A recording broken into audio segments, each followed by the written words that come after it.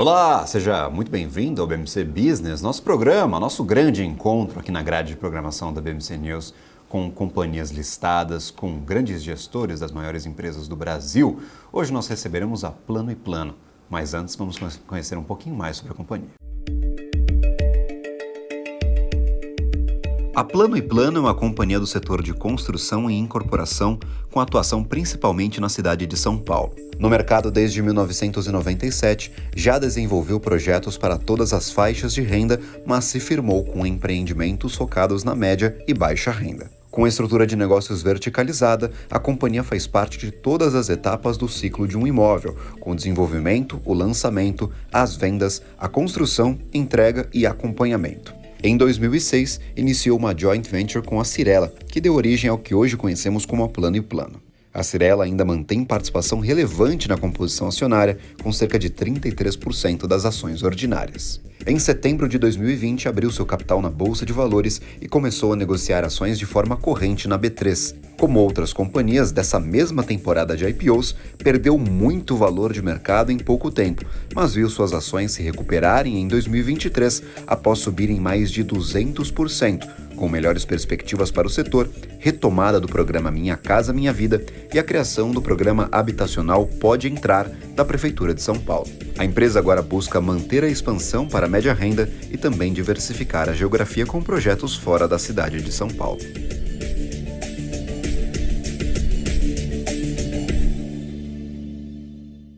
E para você que acompanha o BMC Business, todas as semanas eu tenho uma dica para você, investidor. Sei que alguns já estão familiarizados com essas ferramentas, mas dica importante: visite o site de relações com investidores das companhias. Lá você vai ter uma informação ali em primeira mão sobre dados operacionais, modelo de negócios da empresa, o histórico da companhia, os principais fatores que podem beneficiar as operações ou também prejudicar aqueles grandes desafios a serem enfrentados no ano, nos próximos 5 anos. É uma ferramenta super importante para o investidor, principalmente de pessoa física, que tem dificuldades ali de encontrar informações apuradas sobre as empresas e, claro, é um canal de comunicação direto com o investidor. Então, super importante para a conversa de hoje, como a gente vai conversar com a Plano & Plano, visite o site, abra os resultados, as prévias operacionais e aí a gente vai conversando e a gente vai batendo os dados. Se tiver qualquer dúvida também, claro, fique à vontade para entrar em contato direto com a própria companhia.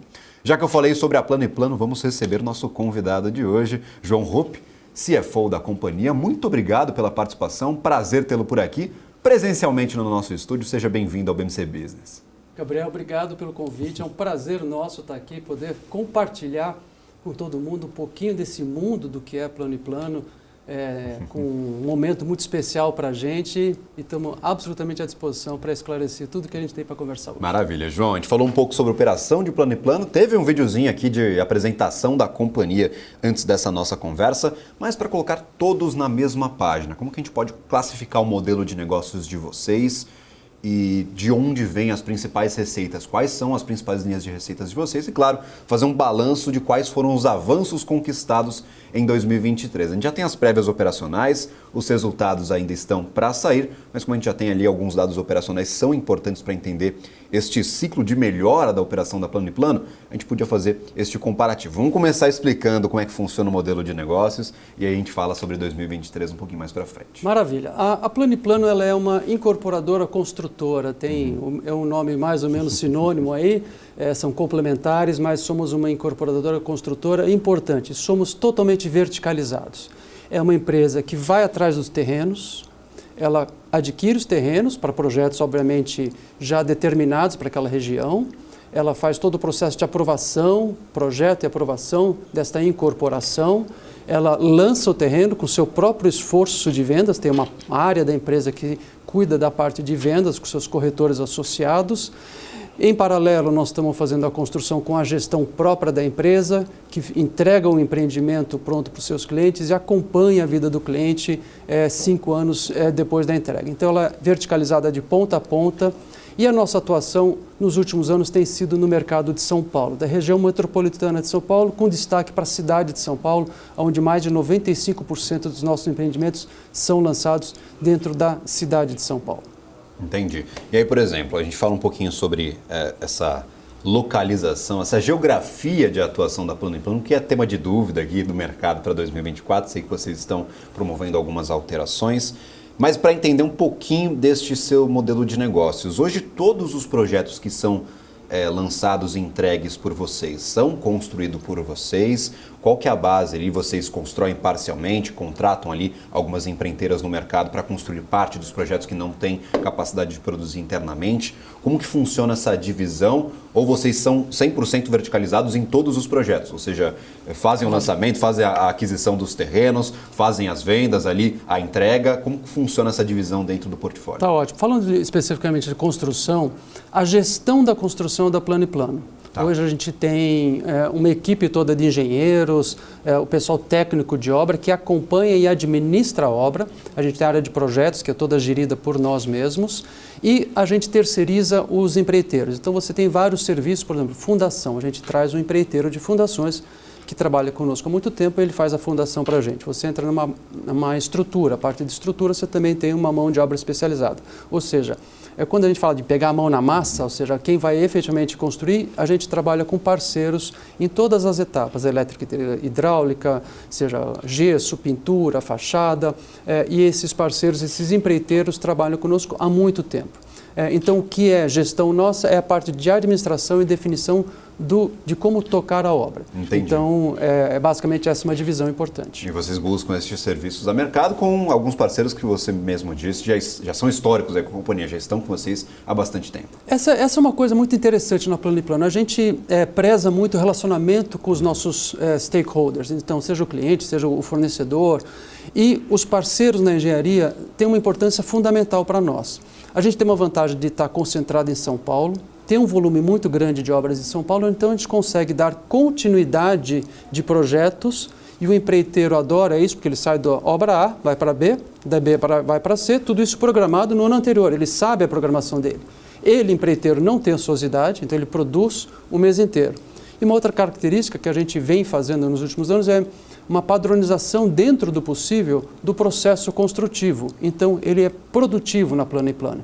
Então, se eu sou empreiteiro, eu tenho continuidade, não tenho ociosidade, tenho produtividade. Eu ganho por metro quadrado construído, eu ganho mais e eu não tenho ociosidade. Então, ele vê na Plano & Plano um ótimo lugar para estar. E isso retroalimenta o nosso crescimento, é um dos fatores importantes para a gente ter sucesso aqui em São Paulo. Entendi. E aí você mencionava no começo da nossa conversa um momento especial da Plano & Plano. Depois de 2023, o que mudou para vocês? A gente já tem um ano fechado, as prévias operacionais já foram divulgadas para todo o ano, a gente já tem os resultados ali da operação e não os financeiros, o balanço ali mais completo, a gente vai ter ainda acesso a esse tipo de documento mais para frente. Mas o que mudou em 2023? Por que este é um momento especial para vocês? Eu vou voltar um pouquinho no tempo, porque é interessante ver a trajetória. A Plano & Plano é uma empresa que está no seu 27º ano. Ela foi fundada aqui em São Paulo, prestando serviços de engenharia, começou ao longo dessa história, lá no começo, incorporar alguns projetos com parceiros. Ela foi crescendo, fez uma joint venture com a Cirela, lá atrás, em 2006. Isso permitiu que a empresa começasse a crescer de uma maneira mais robusta. Fez uma diversificação regional, foi trabalhar fora de São Paulo, especialmente no Norte e no Nordeste, lá em Natal especificamente. Fez um empreendimento lá, trabalhou pelo estado de São Paulo. Na crise dos distratos do ramo imobiliário lá em 2015, 2016, ela focou a sua atenção para São Paulo, que é o principal mercado do Brasil, passou a atuar mais fortemente focado no Minha Casa Minha Vida, que é um programa que tem um ciclo de caixa muito interessante para a empresa. Então, ela já estava em São Paulo e alguma diversificação, de 2015 para frente, focou aqui em São Paulo. De lá para cá, tem um processo de crescimento contínuo e muito importante, buscando resiliência no seu negócio. Podemos falar um pouquinho do IPO, um projeto de IPO que, final de 2019, vem a intenção de abrir o capital. 2020 é o ano de abertura de capital. E o que torna 2023 tão especial? A gente viu na prévia operacional alguns dados para comparar. 2020, nós lançamos 1.433 bilhões de reais em VGV, em volume geral de vendas, para serem construídos depois e vendidos. Esse ano que passou, nós fechamos com 3.344 bilhões. É um crescimento muito expressivo. Foi o ano que a gente muda de patamar e chega em 3 bilhões de reais lançados. A mesma coisa com a venda. 2020, ano do IPO, nós vendemos 874 milhões de reais, obviamente, para os nossos clientes. Esse ano que passou, prévia operacional, nós divulgamos 3 bilhões e 71 milhões de reais. Então, tanto o lançamento quanto venda põe a empresa num outro patamar. É uma empresa de patamar de 3 bilhões de reais de negócios. Então, isso torna o ano de 2023 muito importante para a gente, uma conquista muito grande de toda a equipe. Perfeito. E aí, por exemplo, você mencionava lançamentos e vendas, um valor parelho, um valor próximo, o que demonstra talvez o apetite do mercado a esse tipo de empreendimento. Vocês veem esse apetite crescente nos últimos anos para efetivamente adquirir essas unidades? Não adianta nada você vender, claro, você lançar se você não conseguir vender no final das contas. Você fica com estoque depois de entregue às unidades. Então, esse valor muito próximo é importante para vocês também. Né? E se você notar no número que eu falei nossa venda foi 874 milhões e lançamos 1 bi 400. Perfeito. Então, você viu uma diferença ali, tinha um gargalo na nossa área de vendas. Teve um trabalho intenso de 2020 para cá de melhorar toda a engrenagem de vendas. A engrenagem de vendas vai desde você ter o produto que o cliente quer comprar. Então, não adianta eu lançar um produto que ele não queira comprar, como você falou. Então, eu faço um projeto mais adequado para a necessidade. Depois, eu tenho que ter toda uma dinâmica de conhecer a jornada do cliente e aonde eu sei o que ele quer. A partir disso, eu tomo decisões melhores de focar meu marketing. E, por exemplo, taxa de conversão do mundo digital. 2 anos atrás, a nossa mídia digital convertia 0,66% dos clientes. Em 2023, a gente converteu 1,6% dos clientes com mídia digital. Então, você tem que trilhar uma série de coisas lá dentro da empresa para poder chegar nesse patamar de vendas iguais a lançamentos. E, obviamente, uma estruturação da área comercial. Atualmente, a Plano & Plano tem em São Paulo, ela tem como parceiros seus corretores que são associados, 4.900 corretores associados. É um exército de pessoas que vai interagir com o cliente para trazê-lo para a casa própria, para a aquisição da casa própria. E você perguntou desse apetite, nós temos trabalhado nesses últimos anos, em especial no Minha Casa Minha Vida, a gente pode explorar um pouquinho o produto de média renda daqui a pouco, mas o Minha Casa Minha Vida, ele é voltado para atender o déficit habitacional. Em São Paulo, nós estamos falando de mais de 600 mil unidades de déficit habitacional. Nós vendemos no ano passado 14 mil unidades.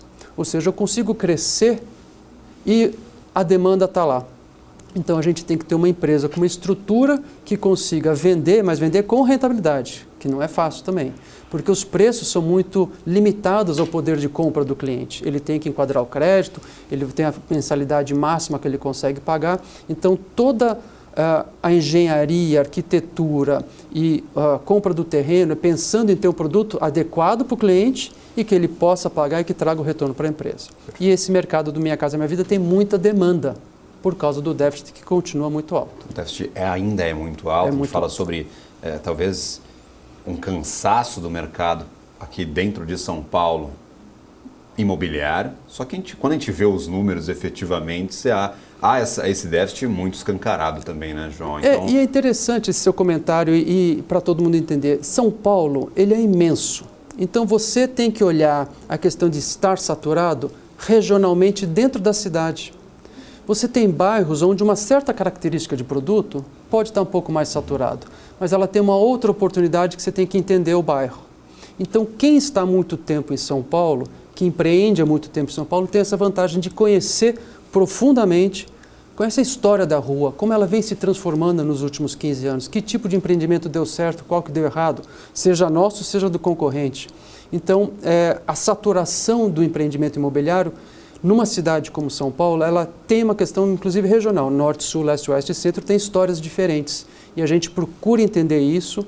Dado esses 26 anos de atuação em São Paulo, isso é uma vantagem para nós. A gente entende melhor a característica regional para entender o que está mais saturado e o que tem mais potencial de venda. Entendi. E essas mudanças recentes no plano Minha Casa Minha Vida, essa retomada mais forte do plano de habitações, faz parte também dessa melhora operacional de vocês? Quais as faixas em que vocês mais atuam? Ou vocês atuam desde a faixa 1, 2 até a faixa 3, até um pouco mais alto? E quais faixas vocês vêm enxergando talvez um pouco mais de aptidão da empresa para entregar com a demanda do mercado? Claro.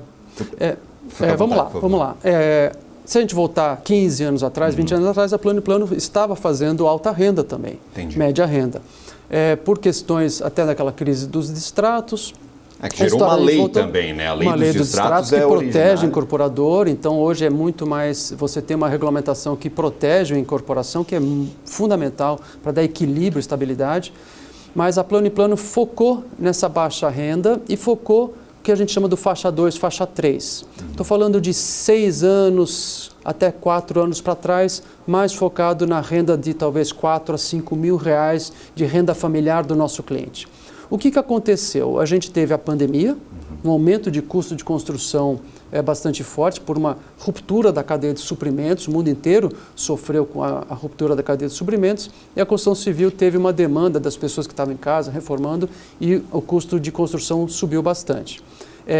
O que aconteceu? As famílias que a gente precifica nosso preço, obviamente, também baseado em custo. As famílias estavam desenquadradas do poder de compra no Minha Casa Minha Vida. Então, atento a isso, o governo corretamente fez ajustes no final de 2022 e depois, em meados de 2023, dando uma ajustada nas regras do programa, dando de volta o poder de compra para as rendas mais baixas. Então, isso fomentou a volta do cliente para a compra do produto de baixa renda. Teve outro tipo de programa, por exemplo, o governo do estado tem o programa Casa Paulista, onde ele também incentivou e ajudou a população com um subsídio adicional no estado de São Paulo inteiro para a compra da casa própria no segundo semestre do ano passado. Então a gente teve essa volta do cliente. Quando essa mudança ocorreu, a gente estava falando de faixa de renda. A Plano & Plano viu oportunidade, porque o cliente ele teve o seu poder de compra aumentado. Aquela faixa mais baixa, a gente conseguiu, através da nossa engenharia com produto bem econômico e as novas condições do Minha Casa Minha Vida, aumentar o segmento onde a gente atua. Então, a gente está descendo para R$3.000, R$2.600 de faixa de renda.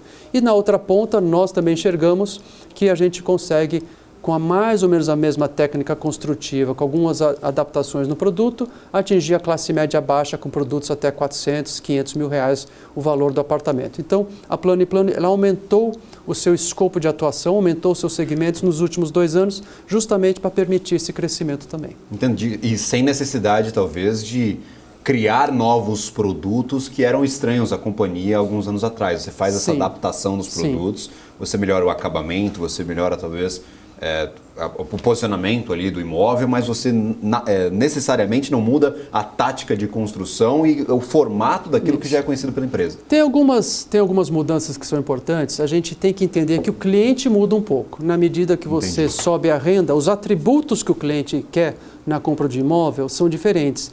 Ele tem um poder aquisitivo maior, ele se preocupa com o entorno, se tem escola para os filhos, se tem mercado, se tem banco, se tem uma área de lazer, uma praça, transporte público. E quanto menor for a renda do cliente, mais importante para ele é a capacidade de aquisição do imóvel, a prestação que ele vai pagar. É uma pessoa que normalmente mora numa condição desfavorável, ele sonha com a casa própria e ele quer encaixar a prestação, essa prestação eu consigo pagar e eu mudo de patamar com essa aquisição. Então, os atributos são diferentes. Então, existe um processo também na empresa de você se adequar com o olhar do cliente, quer dizer, o que o cliente está pedindo, eu adequo essa jornada de todos os processos internos para atender um cliente que tem atributos diferentes. Então, isso está acontecendo dentro da Plano & Plano. Entendi. E aí, por exemplo, a gente teve todas essas mudanças, tem um momento especial vivido pela companhia. Este 2024, que é mais esperado por vocês, são desafios, são oportunidades, porque nós temos um ano de teórica queda de taxa de juros, há muitas discussões, há dúvidas sobre que vem do exterior, claro, é uma faixa de produtos subsidiada, então talvez a alteração da Selic para as faixas mais baixas não faz tanto sentido para ser observada, mas em questão de mão de obra, em questão de custos de construção, em questão de apetite do mercado para novas aquisições, o que vocês estão olhando para 2024 com todas essas mudanças que você já me trouxe? Ou seja, aquela expansão do portfólio de vocês para produtos até ali a faixa de R$3.000, um pouco abaixo e também um pouco acima, até aumentando o portfólio da companhia para 2024. Isso. O que nós temos é uma trilha, são dados internos nossos, nós já desenhamos o que seremos em 2028. Então, tem crescimento até 2028, a nossa intenção é essa. E 2024, o grande desafio é dar mais um salto de crescimento na medida que a gente já deu um grande salto em 2023, é dar outro salto de crescimento. E a empresa inteira está se estruturando para isso. A abertura de capital e o tamanho da empresa, essas duas coisas, transformam uma companhia. Você tem todos os anos de preparação, você precisa ter instrumentos de gestão muito bem azeitados, você tem que ter o compliance muito bem ajeitados, você transforma a forma, por exemplo, a forma com que você interage com o seu colaborador, o que era lá atrás um departamento pessoal, hoje você tem que ter um RH estruturado. Como é que eu cuido desse cliente para ter engajamento e atratividade? Por exemplo, a gente fez um programa de trainees inédito há 2 anos atrás, com mais de 2.000 candidatos para escolherem 3. Então, a gente atrai talentos para dentro da empresa. A gente tem uma agenda ESG completamente organizada. A gente fazia uma ação social isolada, hoje você tem uma agenda ESG totalmente organizada, com metas, com melhorias a serem feitas. Voltando para 2024, então você vê uma empresa que muda gestão, muda compliance, muda a forma de fazer, investimentos em tecnologia, para dar esse salto de crescimento. Do lado do mercado, a gente entende que é um mercado muito promissor para o público do Minha Casa Minha Vida. O cliente, quando ele se financia através do Minha Casa Minha Vida, o financiamento através da Caixa Econômica, ele tem, os juros dele são praticamente definidos pelo programa e não dependem tanto de variações da Selic. Então, a queda da Selic deve melhorar a atratividade, a confiança do consumidor da média renda para entrar no mercado. Então, aí você tem um vento a favor mais importante. Tanto nós, com aquele pedaço que nós vamos lançar na média renda, quanto, obviamente, o resto do mercado imobiliário. Perfeito. Foco de 2024 é aumentar lançamentos, aumentar vendas, aumentar margem, aumentar tudo isso de uma vez e crescer aí de forma saudável, basicamente ali em uníssono.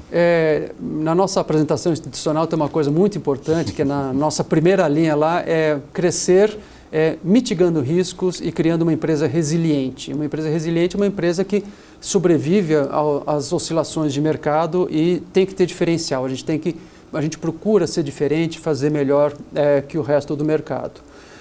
O objetivo é crescimento. Ganhar margem já é mais difícil, a gente procura sempre ganhar margens, especialmente quando a gente está falando de margem bruta, a gente já está num patamar, se a gente olhar os números de 2023, uma recuperação de margem bastante importante, então a gente vê que não tem tanto espaço ali para recuperação de margem, mas a gente vê capacidade de continuar crescendo na velocidade de vendas, mais do que ganhos de margem. A velocidade de vendas de um empreendimento, ele vai desde o lançamento até a entrega. Tipicamente, a Plano & Plano entrega empreendimentos com tudo vendido. Entendi. O que a gente quer fazer? Pegar essa curva e trazê-la mais próxima do lançamento. No modelo que a gente repassa o cliente para o banco, que no caso é a Caixa Econômica, a gente repassa para a Caixa, o cliente para lá, e a Caixa vai desembolsando o dinheiro na medição de obra, na medida que vai andando, para cada cliente vendido. Se eu tenho mais clientes que compraram unidades, ela me libera mais dinheiro antecipado. Ou seja, o fluxo de caixa melhora, então eu tenho um resultado para a empresa positivo. E isso aumenta o valor presente líquido de cada operação. Então a gente está mais focado em aumentos de VSO do que ganhos de margem, que estão limitados um pouco a custo de construção e, obviamente, o preço de venda lá na ponta, que não dá para você subir eternamente, que a gente tem concorrente e o bolso do cliente também é limitado. Perfeito. Diminuir aquele espalhamento da receita gerada com o empreendimento. Isso, você trazer isso mais perto do lançamento e aí você antecipa a entrada de dinheiro. Com a conta financeira de VPL, quanto mais longe o dinheiro está, tem o custo de capital, você traz ele mais perto, você aumenta o resultado, o VPL do empreendimento. Perfeito. E aí eu tenho algumas perguntas aqui do mercado, fiz as minhas consultas, tem diversos analistas aqui que participam todos os dias da BMC News. E desses diversos analistas, há analistas do setor de construção, há analistas aqui de diversos outros segmentos, o pessoal que acompanha de perto a Plano & Plano. E eu tenho algumas dessas perguntas que eu vou espalhar aqui pela nossa conversa, tá bom? Então, já tem aqui essa primeira pergunta e acho que falando um pouco sobre 2024, do Christian Jorlensen. Eu vou ter dificuldades extremas para pronunciar o sobrenome do Christian, mas é um gestor que acompanha de pertíssimo a operação de vocês. E ele lhe pergunta o seguinte, né? A gente faz esse repasse. Em uma matéria, ao fim de 2023 e começo de 2024, a gente viu saindo bastante essas apurações na mídia, a Plano & Plano mencionou a possibilidade de trabalhar com outras cidades próximas de São Paulo, inclusive ressaltando que começaram a história construindo no Nordeste. Acho que é parte do que você nos disse neste primeiro bloco também. O quanto disso seria uma concorrência maior e quanto seria o tamanho e capacidade de absorção do mercado? Ou seja, ele pergunta, quanto vocês estão enxergando talvez de melhores possibilidades de crescimento para fora de São Paulo por conta da alta concorrência por aqui e o quanto é essa capacidade de absorção do mercado que nós mencionávamos anteriormente. O que vocês têm de relação para este primeiro passo de expandir para fora de São Paulo? A expansão ela vem numa tentativa de você aumentar o seu mercado endereçável. Em São Paulo, no ano passado, ainda não saiu o dado do Secov São Paulo de dezembro, mas já saiu até novembro. Os dados dos últimos 12 meses, findos em novembro, nós lançamos 23% das unidades, empreendimentos e unidades voltados para o Minha Casa Minha Vida em São Paulo, na cidade de São Paulo. Na venda, foram 29% das unidades vendidas nos últimos 12 meses fechados em novembro. A presença da Plano & Plano na cidade de São Paulo, ela é relevante. O que pode acontecer em São Paulo? Ela pode aumentar a pizza, ou seja, eu tenho 29% de uma pizza maior. Por exemplo, o programa pode entrar. Ele é um evento que aumenta a pizza, o tamanho do mercado. Mas a gente tem uma presença relevante. E a nossa operação, hoje nós estamos com 53 canteiros sob gestão da engenharia em São Paulo. Então, sabemos que concorrência existe, não existe exclusividade nenhuma nessa operação. A empresa se tornou um canal que atrai donos de terrenos para fazer negócio com a gente, pelo histórico da empresa, por ser de capital aberto, etc. Mas a gente sabe que é uma cidade só. Na hora que a gente quer, como eu falei, temos um plano para 2028, o tamanho que a gente quer ser, a gente enxerga que o mercado endereçável tem que crescer. Que o americano chama de addressable market. Eu tenho que crescer isso. Então, a região metropolitana de São Paulo é uma boa opção. Hoje, numa reunião mais cedo, a gente estava falando com os gestores, veio o depoimento da área de vendas, da ponta da venda. Queremos mais coisa em Guarulhos. Tem capacidade de vender, tem demanda aqui para Guarulhos do produto Plano & Plano. Então a gente vê que a Grande São Paulo, ela permite você aumentar o mercado endereçável e aí você vai lançando. Então, essa é a tendência. E o que saiu na mídia foi claramente a região metropolitana de São Paulo. Então, nosso land bank hoje, que está 11,9, 12 bilhões para a gente arredondar, a gente tem uma parte desse land bank, é pequeno ainda. O VGV, 10% dele é para a região metropolitana e o restante, 90%, é na cidade de São Paulo. Entendi. Até quase uma obrigação nossa a gente acompanhar o mercado como um todo. Então, a gente acompanha outras cidades pelo Brasil, outras praças. Olha o Centro-Oeste, olha o Rio de Janeiro, olha o Sul, Nordeste, como é que está a dinâmica, para eventualmente, em algum momento, a Plano & Plano voltar a fazer uma expansão fora de São Paulo. Não tem promessa nenhuma, é só uma obrigação nossa de olhar outras praças para, eventualmente, a gente aumentar o mercado endereçado. Caso a gente o faça, seria através de algum projeto com escala. A gente não quer ser pequeno, a gente quer ter essa economia de escala, a inteligência do local e poder operar com alguma relevância numa praça nova. Como a gente já é relevante em São Paulo, primeiro passo, região metropolitana. Entendi. E você menciona esse projeto de grande porte, como talvez o que foi aplicado aqui em São Paulo, talvez um grande plano habitacional, algo que conte com várias unidades, que é ou apenas um lançamento, ou apenas um projeto com grande escala. Como vocês pensam essas portas de entrada para outras regiões? É mais escala de operações como um todo e não um grande projeto, porque a gente não quer fazer um projeto e ir embora. Porque você... Voltando à nossa conversa inicial, começo da conversa, a gente falou criar relações relevantes com os nossos parceiros. Na medida que eu vou por uma praça e vou com um projeto de comprar terreno para os próximos 5, 6, 10 anos, eu vou criando uma relação de confiança com o pessoal de material de construção, pessoal dos empreiteiros locais, da comunidade, as equipes de vendas, vou tendo entendimento maior naquela praça para comprar melhor um terreno. Então, é um círculo virtuoso a ser construído. Então, a escala é no sentido mais de longo prazo do que um grande empreendimento. Perfeito. E, por exemplo, para fora de São Paulo, região metropolitana, você mencionava que há apetite talvez pelos produtos que hoje são desenvolvidos por vocês. Mas temos produtos de faixa de R$3.000 até as faixas um pouco maiores, até R$8.000. qual que é o apetite que vocês enxergam? É para todas essas categorias de produto ou para uma específica? É para todas, e dando um norte, hoje nós imaginamos ter 75% mais ou menos dos nossos lançamentos focados no Minha Casa Minha Vida, e a gente ter 25% mais ou menos para a classe média baixa, com produtos que vão até R$500 mil, 450, R$500 mil. E essa divisão, essa proporção, tem alguma data? Falar, em 2024 a gente pretende fazer isso? Em 2023 fizemos, 2024 repetiremos mais ou menos essa divisão, e estamos planejando 2025, mas 2024 deve ser essa divisão 25. Exatamente. Entendi. E aí, por exemplo, a gente tem um ano que é um ano especial para baixa renda, para baixa e média renda aqui em São Paulo, por conta da retomada do programa Minha Casa Minha Vida, do novo programa Pode Entrar, que retomou algumas obras e também liberou espaço para imóveis comerciais, imóveis privados, que essa é a grande ideia do programa Pode Entrar.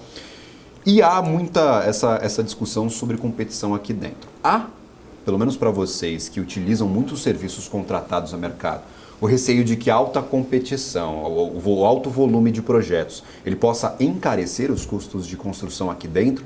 Ou por essa relação de longa data, vocês acreditam que conseguirão resistir ao talvez um salto nos custos de construção, da prestação de serviço mesmo?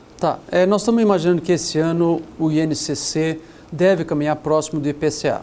É um dado público, todo mundo pode fazer essa conta. A gente já fez uma conta 10 anos passados, a gente pegou intervalos de 24 meses, que é tipicamente o nosso ciclo de obra, quanto que o INCC e o IPCA aconteceu em ciclos de 24 meses, mês a mês, nos últimos 10 anos. Como a gente pega ciclo de 24 meses, dá 8 anos de estatística aí. Entendi. E tipicamente o INCC e o IPCA estão muito próximos, com exceção da época da pandemia. Mas fora isso, a gente vê uma proximidade muito grande. Hoje nós estamos numa dinâmica de custo de construção bastante benéfica para nós. Ela está controlada. Pontualmente você vai ter um insumo, uma matéria-prima aumentando de preço, você tem que fazer uma gestão sobre ela. E essa gestão ou você fecha um preço antecipado, você negocia, diversifica fornecedores. Por enquanto, o que a gente vê, sim, um aumento na demanda, mas a gente não está vendo uma preocupação com custos de construção ainda. Entendi. O que tem que ter é bastante gestão, em especial em fornecedores com matérias-primas e os fornecedores, os empreiteiros, para estarem junto da gente, na medida que a gente vê um aquecimento do mercado de construção civil em São Paulo. E aí vem o fator de relacionamento de longo prazo, que a gente procura ter uma relação muito forte com os nossos fornecedores, para que, se ele tiver que escolher alguém, eu tenho que abandonar não seja plano e plano. Entendi. Porque a gente tem basicamente a tempestade perfeita para o setor de construção aqui em São Paulo. A gente tem taxa de juros caindo, que beneficia as faixas mais altas de renda, média, alta renda. A gente tem, claro, a retomada do programa Minha Casa Minha Vida, que auxilia nas empresas que promovem produtos para as faixas mais baixas. Nós temos, por exemplo, também o programa Pode Entrar, nós temos também a revisão do plano diretor. Então parece que tudo aconteceu no mesmo ano aqui, entregando um 2024 bastante propício. Sim. Não foi só plano e plano, quer dizer, o mercado inteiro se beneficiou disso, sim. Perfeito. E aí, por exemplo, quando a gente olha para essas mudanças, grandes mudanças no plano diretor, acho que até tema dessa segunda pergunta, eu pedi várias aqui, mas ainda uma pergunta do Christian, falando um pouquinho sobre este plano diretor e também a lei de zoneamento, que foi recentemente aprovada. Tivemos alguns vetos na assinatura do prefeito, mas a ideia geral do novo plano diretor, da revisão do plano diretor, ela foi aprovada. E ele pergunta justamente sobre o plano diretor, a lei de zoneamento recém-aprovada, nos incentivos e aumento da área para o mercado de baixa renda. Como que vocês receberam essas mudanças? Vai mudar fundamentalmente o segmento aqui em São Paulo? É assim que vocês interpretam? A mudança, na nossa visão, ela é benéfica. Uma das coisas mais importantes que a gente vê que tem os eixos de transporte na cidade de São Paulo. Então, o plano diretor é basicamente a regra geral e a lei de zoneamento, né, de ocupação do solo, que vai definir que bairro, que rua pode fazer o quê. Então, essa nova lei de zoneamento que foi aprovada, ela determina o que pode ser feito e aonde. Uma das principais mudanças que afetam a plano e plano é nos eixos de transporte, você tinha uma distância de até 400 metros, onde você tinha um incentivo para construir habitação de interesse social, onde você poderia produzir, sem grandes ônus, você poderia construir até 6 vezes a área do terreno.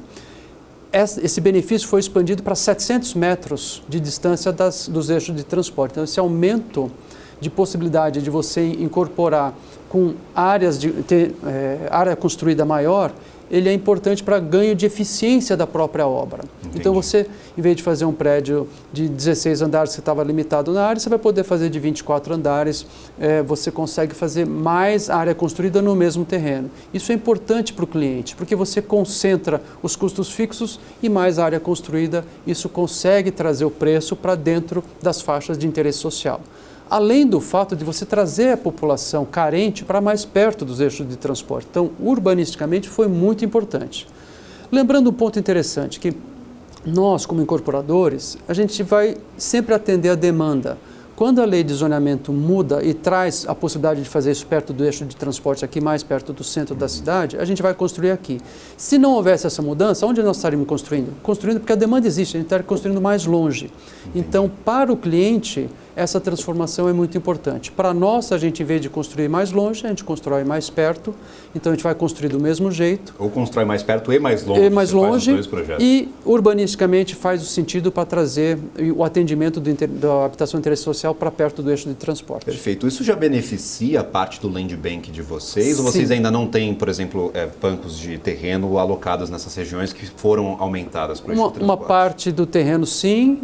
Obviamente, o que beneficia é na medida que eu consigo agora, ao longo de 2024 para frente, eu consigo comprar novas opções de terreno. Então, a gente incentiva e tem mais capacidade de comprar bons terrenos para essa faixa do Minha Casa Minha Vida que a gente já atua. Entendi. Então, vai dar mais oportunidade para as empresas de baixa renda, e a Plano & Plano, obviamente, incluída nelas, de comprar bons terrenos com empreendimentos viáveis e rentáveis. Perfeito. Sobre esse assunto eu tenho mais uma pergunta, tenho mais várias, né? Jornalista é difícil, é complicada aqui a vida do jornalista, a gente sempre tem diversas questões. Eu vou para um rápido intervalo, rapidinho mesmo, na volta a gente continua nossa conversa com a Plano & Plano aqui no BMC Business.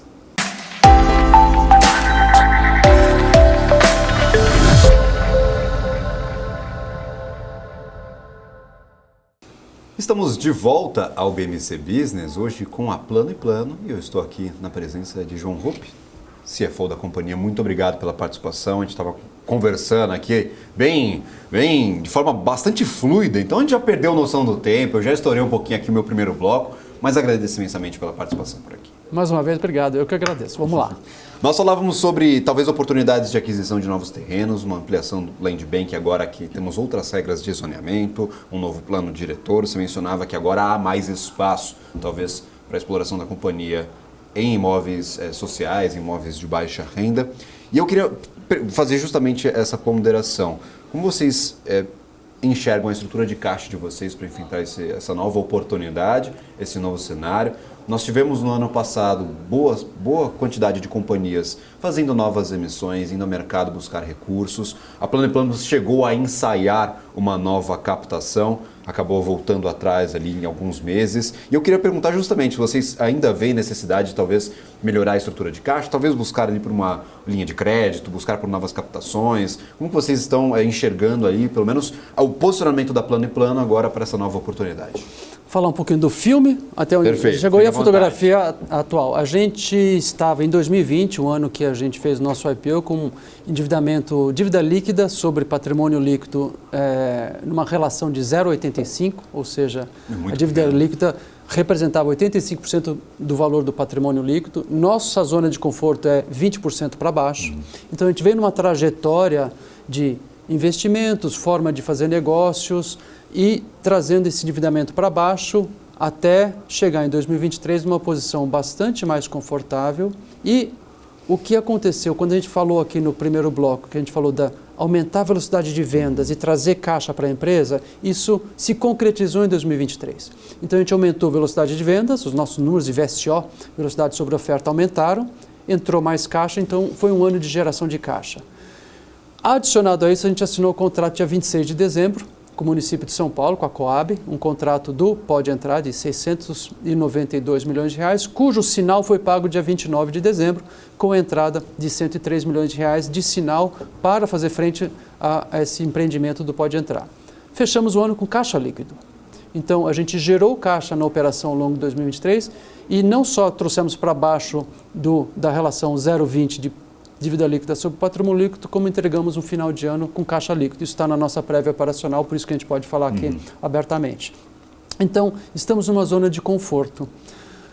Aproveitamos para fazer uma declaração de dividendos já agora no comecinho de janeiro, 100 milhões de reais foram declarados, serão pagos agora em fevereiro, e a gente então está numa posição de caixa bastante confortável. A gente quer ter sempre algum endividamento, os programas com a Caixa Econômica, empreendimentos contratados com a Caixa nos permitem financiar parte do projeto, da obra, com o dinheiro do financiamento que a gente chama do PJ, a pessoa jurídica, tomando lá da Caixa, com condições bastante boas. O restante a gente tem alguma dívida corporativa e a gente vai avaliar a geração de caixa desse ano, como vai ser, para ver se a gente toma ou mais alguma dívida corporativa ao longo do ano. Entendi. Mas estamos numa situação bastante confortável e nessa trajetória de 2020 para cá, sempre numa trajetória de melhora da posição de caixa. Entendi. E aí, por exemplo, você mencionava como estava a dívida em relação ao patrimônio anteriormente, esse é o objetivo talvez de 20%.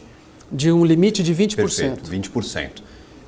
Quanto que vocês buscam aí, pelo menos, como uma zona de conforto? É esse realmente 20%? Até 20%, que seja a nossa dívida líquida não ser maior que 20% do número que a gente tem no patrimônio líquido. Hoje, como somos caixa líquido, estamos distante disso, ou seja, a empresa pode crescer um pouco mais e usar o próprio caixa ou se endividar um pouco mais, e a gente ainda está numa zona de bastante conforto em relação à posição de caixa. Entendi. Justamente sobre este ponto, que eu tenho outra pergunta, estava na minha cabeça, eu acabei perguntando aqui para outro analista, que sempre está aqui na nossa programação também sobre dúvidas em relação a plano e plano, e o programa Pode Entrar é um desses temas de dúvida, tá bom? Então, eu estava conversando aqui com o Leonardo Abud, analista do setor de construção civil, acompanha de perto a plano e plano, e ele perguntava justamente sobre este cronograma de pagamentos do Pode Entrar, a este sinal que foi pago a vocês no final de dezembro, mas como que o restante do projeto ele deve ser pago pela prefeitura? Qual que é o cronograma de pagamentos, em que velocidade deve cair isso no caixa da companhia? Para resumir, basicamente agora com um cronograma de obra que o ciclo serão 24 meses. Nós temos 24 meses para entregar tudo. Mas basicamente é um sinal. Tem 25% do valor que será dividido em 4 prestações semestrais, ou seja, 6,25 em cada prestação, a cada 6 meses, mediante uma medição de obra da Caixa Econômica. A Caixa Econômica está fazendo essa conferência se a obra está andando. Entendi. E libera os recursos. Você tem 50% do valor ao longo de um cronograma de obra que nós apresentamos, quanto que a gente vai gastar ao longo desse projeto de praticamente 21 meses de construção, tem 3 meses no final de documentação e habite-se, e aí você completou 90% do valor. Os últimos 10% é na entrega das chaves.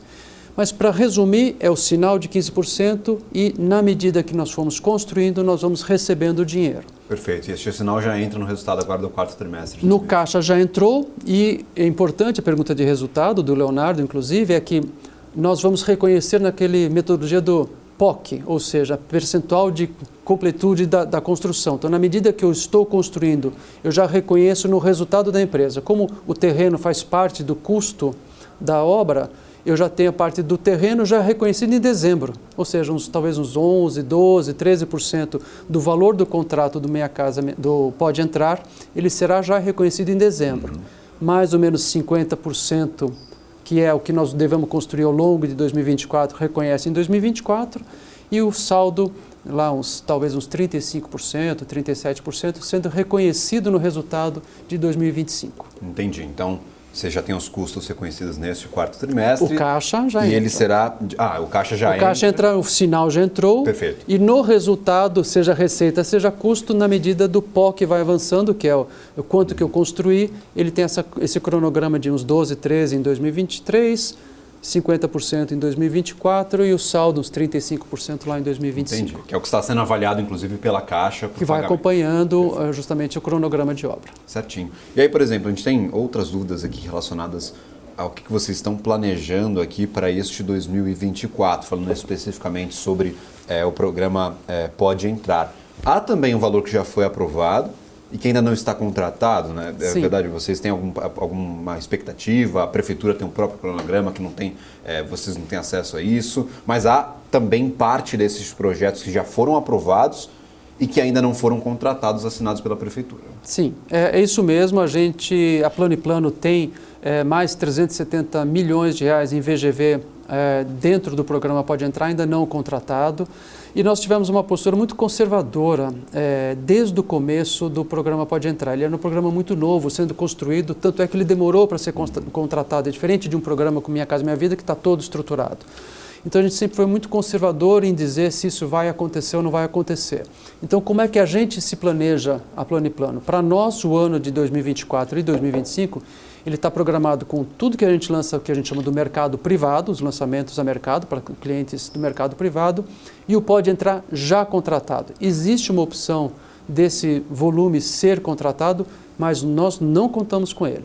Ele veio como um option value, quer dizer, um dinheiro a mais, uma contribuição marginal que pode existir. E aí depende muito do cronograma interno da própria Coab, da prefeitura, para essa contratação. Entendi. Então não está nas projeções de vocês, está meio que apartado, existe a conversa, já está aprovado, mas enquanto não assinar, não entra pelo menos no ideal de vocês para este ano de 2024. Sim. Perfeito. E aí, por exemplo, falando ainda sobre mudanças aqui em São Paulo para plano diretor, nós temos algumas regulamentações importantes aqui que foram alteradas de 2023 para 2024. Dentre elas, a permissão de locação de unidades habitacionais voltadas à baixa renda. Havia uma discussão sobre um subsídio para essa habitação, ali um teto do aluguel que poderia ser cobrado para determinadas faixas de renda, mas há essa regulamentação. Você mencionava que no final na entrega, no final do projeto, quando vocês entregam as chaves, normalmente já está tudo vendido pela Plano & Plano, não é tradição de vocês manter estoque. Com essa permissão, há talvez algum apetite para manter certo estoque, promover essas locações e gerar aquela receita recorrente, ou vocês devem permanecer como uma empresa que apenas lança e entrega os projetos, faz aquele acompanhamento por 5 anos, mas não desejam entrar nessa seara? Esse modelo de negócio é um modelo diferente. Tem várias empresas, fundos que investem nesse tipo de o ativo para aluguel, fundos imobiliários voltados para isso. A Plano & Plano, ele é a incorporadora e o desejo dela é comprar os terrenos, incorporar, construir e vender. No futuro, não sabemos, mas hoje nosso foco é de empreender e vender e partir para o próximo projeto. Entendi. Nós não temos hoje nenhum plano montado para que nós sejamos os donos dos ativos. Mas esse ponto é interessante, que o aluguel, a permissão do aluguel para a habitação de interesse social, ele é muito importante, especialmente por parte do cliente. Quer dizer, o morador dessa unidade será um morador de baixa renda. O dono pode ser uma própria construtora, um fundo ou uma pessoa física que quer investir. O importante é que esse mecanismo todo financia e constrói casa. A gente já falou do déficit habitacional, é imenso. Se a gente tiver mais gente disposta a financiar e depois colocar o imóvel para alugar e a população possa alugar e efetivamente utilizar esse apartamento sendo uma família de baixa renda, isso atende a demanda por novas habitações na baixa renda. Então é fundamental a regulamentação que isso funcione bem daqui para frente. Entendi. É um novo cliente potencial, fundo de investimento, agora que há a permissão de aluguéis para baixa renda? Sim, pode ser um fundo, como pode ser uma pessoa física, sem dúvida. Isso pode abrir o interesse de novos clientes para comprar a unidade com o interesse de carregar o ativo e depois destiná-lo, o aluguel destinado a uma família de baixa renda. Perfeito. A Plano & Plano já tinha proximidade com esse tipo de cliente, por exemplo, com os fundos de investimento, pelo menos para aquela faixa de mais alta renda que é permitida o aluguel sem problema algum? Sim, como a gente está retomando na média renda agora, não tem nada concretizado, mas a gente conhece o setor, conhece quem investe, então sim, temos proximidade com esse tipo de cliente. Perfeito. Então a gente já tem inclusive um apetite interessante despertado nos fundos de investimento imobiliário dos últimos anos para cá, ainda mais com a queda de taxa Selic, há muitos fundos em captação. Eu trouxe várias notícias aqui sobre esses tipos de fundos. Então vamos monitorar o mercado, vamos ver como essas primeiras unidades vão ser entregues, como o plano diretor vai afetar especialmente essa faixa de baixa renda. E claro, sempre muito importante ficar atento ao mercado imobiliário. Você que é investidor, investe na Plano & Plano, tem que dar uma olhada no cenário também, a gente sempre está com interesse aqui na BMC News de trazer estes destaques. Vamos a mais um passo. Se você quiser destacar mais alguma coisa em relação ao plano diretor, você mencionava, claro, essa questão relacionada à distância do eixo de mobilidade. Mas também temos mudanças em relação ao potencial construtivo. Isso facilita, de certa forma, a encaixar alguns projetos dentro das faixas mais baixas? Sim, é uma coisa importante. Quando você tem um terreno, você procura maximizar ao máximo o potencial do terreno. Então, se a gente tem um terreno que você poderia construir 4 vezes e passa a ser 6 vezes, é aquela explicação de você ter um gasto fixo de desenvolvimento do projeto imobiliário, que você vai diluir isso em mais unidades. E aí vem uma outra coisa interessante da cidade de São Paulo, que é uma característica da Plano & Plano, que muitos analistas perguntam para a gente, é a técnica construtiva.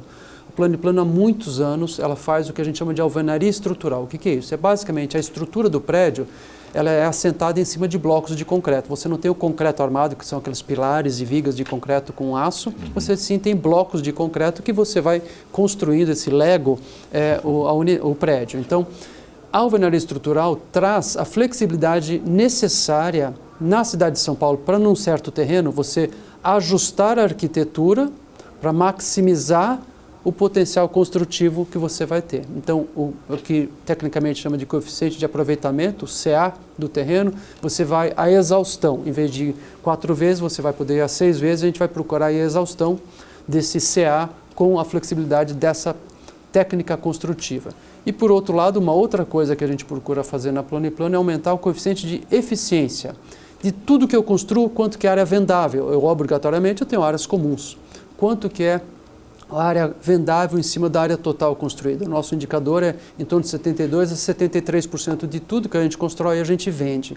Então, tem esse olhar também muito técnico para maximizar a eficiência dos nossos empreendimentos. Perfeito. E aí, por exemplo, vou trazer esse último ponto aqui para a nossa conversa, falando um pouco... Conversa de RH, viu, João? Eu gosto de fazer essas conversas de RH, principalmente com as companhias. Como é que vocês veem essa Plano & Plano até 2028? Para a gente falar um pouquinho sobre este plano de maior prazo. A gente citou essa visão da companhia para o longo prazo, como vocês desejam chegar em 2028, mas tem gente aqui que não acompanha as causas das companhias, deve começar a acompanhar a partir de agora. Para quem se interessou pela empresa, pode passar também a acompanhar também a divulgação de resultados de vocês, as causas da companhia, os dias dos investidores, onde vocês apresentam os principais projetos. Mas qual é essa visão de longo prazo para Plano & Plano? Que vocês desejam atingir em 2028, que foi esse prazo que você nos mencionava? Infelizmente, essa é uma pergunta que números eu não vou poder te dar. Você pode falar fundamentalmente. Então, mas basicamente a Plano & Plano, nós vamos tentar construir uma empresa relevante nos seus mercados de atuação. Então, nós não queremos ser irrelevantes no mercado de atuação. Então, quando a gente fala que a gente está fazendo um movimento para a classe média baixa em São Paulo, é para ser relevante. Citamos há pouco, o mercado do Minha Casa Minha Vida, estamos com 29% das vendas nos últimos 12 meses que se encerraram em novembro na cidade de São Paulo.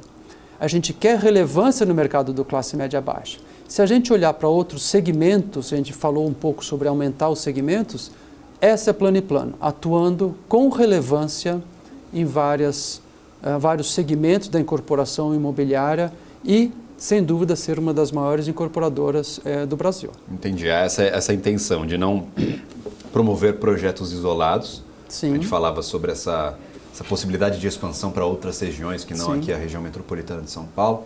E o objetivo de vocês é crescer com bastante relevância. Então, se for para entrar em outro tipo de mercado, é entrar já com o pé na porta. A gente mencionava essa divisão do Land Bank. Então, há uma porcentagem pequena. Você mencionava que 90% está aqui em São Paulo, 10% em outras regiões. Vocês já identificam essas outras regiões na região metropolitana com esse ideal? Ou seja, a gente deve ver vocês apertarem um pouco o passo na aquisição de terrenos, na expansão de Land Bank a partir de agora para a região metropolitana, ou há aquela intenção de testar a água, colocar primeiro um pé para depois entrar de vez? As coisas meio que andam juntas, as oportunidades vão aparecendo, você vai estruturando uma inteligência daquele mercado local, seja Guarulhos, seja São Bernardo, o que for, você começa a ter uma inteligência daquele espaço. Você pode fazer um empreendimento, você começa a atrair novas pessoas que querem fazer outros empreendimentos, parceiros locais. Então você cria um círculo virtuoso a partir desse desejo. Então as coisas meio que andam juntas. A gente vai experimentar e também vai procurar ter land bank e fazer os projetos. Você muda de município, tem legislação diferente, então sempre tem essa questão de você entender a legislação, as diretrizes urbanas de cada município e a partir daí ver qual que tem um casamento maior com o que a gente pode fazer, sempre entregar com qualidade, respeitando o cliente, com rentabilidade. Mantendo as características da Plano & Plano de todos os seus produtos, né? Então você vai dar a mesma atenção, mesmo que seja um produto diferente em outra região. Você mencionava das dificuldades, até um fator curioso. Eu ia encerrar a entrevista por aqui, mas eu vou fazer mais uma pergunta, João, se você me dá a liberdade. Claro. Há essa dificuldade, você mencionava, entender a legislação de cada um desses segmentos. A gente falou sobre a importância de pequenas mudanças no plano diretor de São Paulo, para o setor de baixa renda, para o setor construtivo, a gente fala sobre o setor imobiliário, tudo mudou a partir de 2023, talvez, com essa alteração no plano diretor. Algumas alterações muito relevantes, outras pequenas, mas que sim fazem efeito. Então, dá-se a importância necessária para a legislação de cada um dos municípios. É esse o principal dificultador agora para o crescimento fora de São Paulo, na região metropolitana? Isso aumenta o prazo daquela aprovação dos projetos? Sim, é um dos fatores que pesa. Lembrando que essas coisas são cíclicas. Eventualmente você vê um município que antigamente, voltar 15 anos atrás, onde você conseguia empreender de uma maneira muito mais fácil na região metropolitana, hoje talvez não tanto. Essas nuances vão sendo entendidas pelo poder público e vão sendo feitas as adaptações necessárias.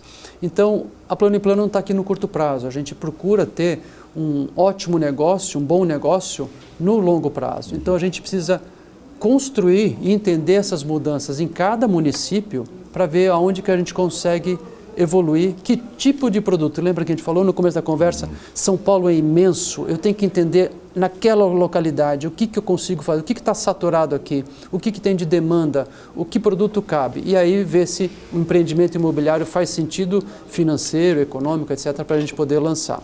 Então, é uma restrição sim, eventualmente você pode ter uma dificuldade a mais para aprovar, tem questões, por exemplo, se exige ou não você ter vaga para carro dentro do empreendimento, você começa a tirar a área de vendas, a gente falou do coeficiente de eficiência, você tem menos área de venda, você vende a vaga, mas nem sempre é a mesma rentabilidade que você teria para vender uma unidade de moradia. Então essas coisas vão entrando na solução imobiliária de cada empreendimento. Perfeito. João, muito obrigado pela participação, um prazer tê-lo por aqui. Volte sempre, será sempre muito bem-vindo. Agradeço imensamente pela Plano & Plano, pela disponibilidade de conversar comigo e todo mundo que está nos assistindo.